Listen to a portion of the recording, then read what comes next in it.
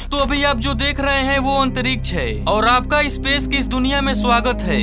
दोस्तों आज की इस बढ़ती टेक्नोलॉजी में अंतरिक्ष में जाकर पुनः धरती पर वापस आना एक साधारण सी बात हो गई है। स्पेस या फिर अंतरिक्ष की दुनिया रहस्यों से भरी पड़ी है और इन्हीं रहस्यों को जानने के लिए हमारे साइंटिस्ट एस्ट्रोनॉट्स को स्पेस में भेजते हैं। लेकिन क्या आपने कभी सोचा है कि आखिर ये अंतरिक्ष यात्री स्पेस में कैसे रहते हैं और उनकी ये जिंदगी कितनी कठिनाई से स्पेस में बीतती है? अगर नहीं जानते तो बस वीडियो के एंड तक बने रहना।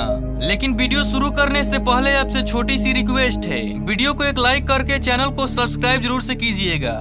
दोस्तों स्पेस की यात्रा सबसे पहले यूरी गागरिन से 1961 में शुरू हुआ था।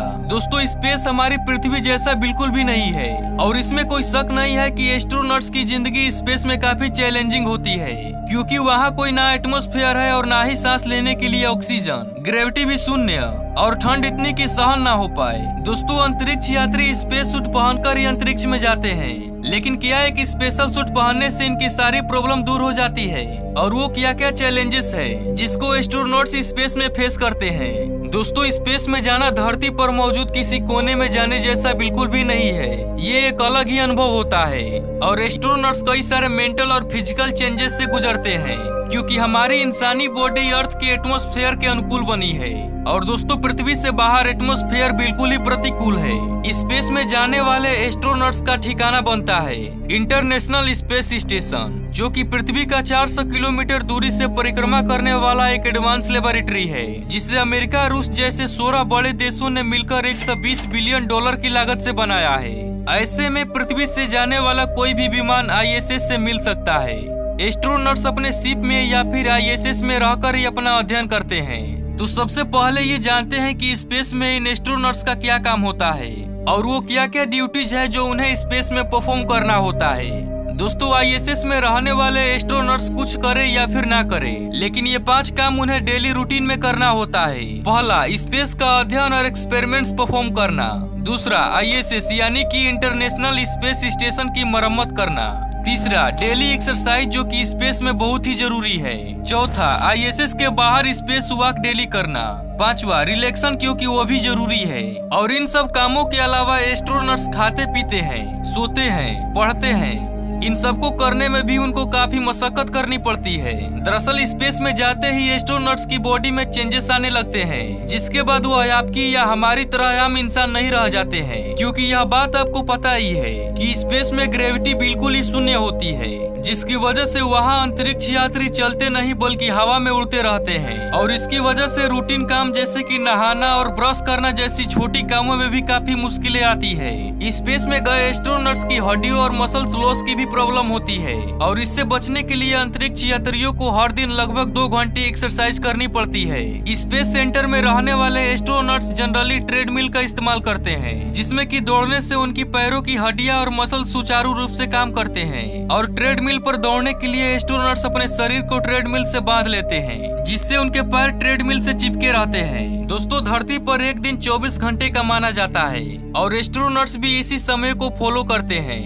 अंतरिक्ष यात्रियों के हाथ में एक विशेष प्रकार की घड़ी होती है जो उन्हें धरती के टाइम से कनेक्ट करके रखती है। लेकिन धरती का चक्कर लगा रहे स्पेस सेंटर की तेज घूमने से अंतरिक्ष यात्री लगभग 16 बार सूर्य के दर्शन करते हैं, क्योंकि स्पेस सेंटर की स्पीड काफी तेज होती है, जिसकी वजह से वह 24 घंटे में पृथ्वी का 16 बार चक्कर लगा लेते हैं। दोस्तों एक अंतरिक्ष यात्री अपने दिन की शुरुआत बिल्कुल ही हम और आप जैसे करते हैं, हालांकि उनका तरीका हमसे काफी अलग होता है। स्पेस यात्रियों के पास एक पर्सनली स्पेशल किट होती है, जिसमें वह अपना टूथपेस्ट, ब्रश और फेस वॉश जैसी जरूरी चीजें रखते हैं। दोस्तों धरती पर रहने वाला इंसान जैसा चाहे वैसा ब्रश कर सकता है, लेकिन स्पेस में वैसा बिल्कुल भी नहीं है। एक एस्ट्रोनॉट्स को ब्रश करते समय अपने मुंह को बंद करके रखना पड़ता है, क्योंकि दोस्तों वह जैसे ही मुंह खोलेंगे तो टूथपेस्ट बाहर निकलकर हवा में उड़ने लगेगा। और आपको जानकर हैरानी होगी कि एस्ट्रोनॉट्स ब्रश करने के बाद उसके वेस्ट को थूकने के बजाय निगल लेते हैं, जो कि सबसे वाहियात लगता है। ब्रश करने के बाद वह पानी के छोटे पाउच के जरिए अपना मुंह साफ करते हैं। दोस्तों अब बारी आती है टॉयलेट इस्तेमाल करने की। स्पेस में ग्रेविटी ना होने की वजह से टॉयलेट का इस्तेमाल काफी अलग ही ढंग से किया जाता है। यहाँ यूरिन पास करने के लिए टॉयलेट में एक पाइप लगी होती है और वही पोटी करने के लिए बहुत ही छोटी एक सीट होती है, जिसमें उन्हें खुद को पोटी करने के लिए फिट करना होता है। और हाथ साफ करने के लिए एक खास गीले टॉवल का इस्तेमाल किया जाता है और इस सीट को हर बार बदल लिया जाता है। अब यहाँ कई लोग सोच रहे होंगे कि जब अंतरिक्ष यात्री पोटी करते हैं तो क्या वो अंतरिक्ष में ही फेंक देते हैं। तो आपको बता दें कि ऐसा बिल्कुल भी नहीं किया जाता, बल्कि उसे दूसरे यंत्रों की मदद से धरती पर वापस लाया जाता है और फिर उस वेस्ट को जला दिया जाता है। उसके बाद है नहाना।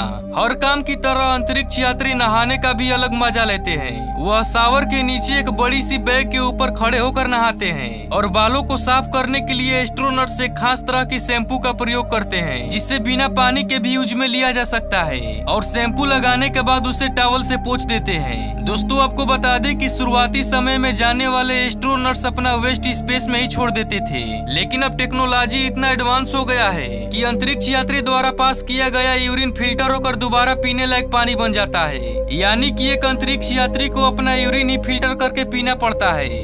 अब है खाना पीना। दोस्तों स्पेस सेंटर में भी हमारी किचन की तरह सभी चीजें मौजूद होती है। ज्यादातर एस्ट्रोनॉट्स अपने खाने में मीट, अंडा, ब्रेड और सब्जियों का सेवन करते हैं और यह स्पेशल खाना रूस, जापान, अमेरिका जैसे बड़े बड़े देश की कंपनियां बनाती है। यहाँ तक कि खाने के बर्तन को इस तरह से बनाया जाता है कि वह शून्य ग्रेविटी में किसी की आंख या नाक में ना घुस जाए।